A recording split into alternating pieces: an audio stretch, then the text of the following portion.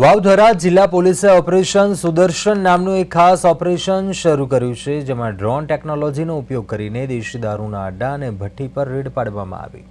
આ ઓપરેશન વાવથરા જિલ્લા પોલીસ વડા ચિંતન તેરૈયાના માર્ગદર્શન હેઠળ ચાલી રહ્યું છે. તેમના નેતૃત્વમાં થરાદ પીઆઈ એટી પટેલ અને પોલીસે અદ્યતન ટેકનોલોજીનો ઉપયોગ કરીને અસામાજિક તત્વોને બુટલેગર પર સખત કાર્યવાહી કરી. ડ્રોન કેમેરાની મદદથી આકાશમાંથી સર્વેલન્સ કરી ગુપ્ત સ્થળો પર રેડ પાડવામાં આવી. થરાદ પોલીસ દ્વારા અલગ અલગ જગ્યાએ દેશી દારૂ ગાળવાના વોશ, તૈયાર દારૂ અને અન્ય મુદ્દામાલ જપ્ત કર્યો હતો.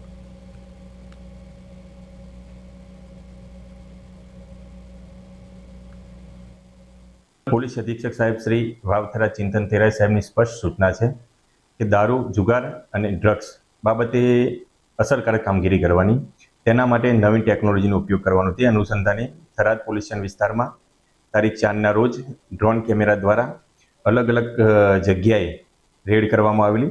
તેમાં અભયપુરા ગામની સીમમાંથી વોશનો કેસ કરવામાં આવેલો છે, જે દશરથભાઈ સુબાભાઈ ઠાકોર અભયપુરા ગામના છે, તેના ઉપર કેસ કરવામાં આવેલો છે.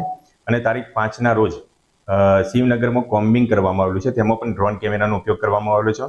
તેમાં 15 જગ્યાએ રેડ કરવામાં આવેલી.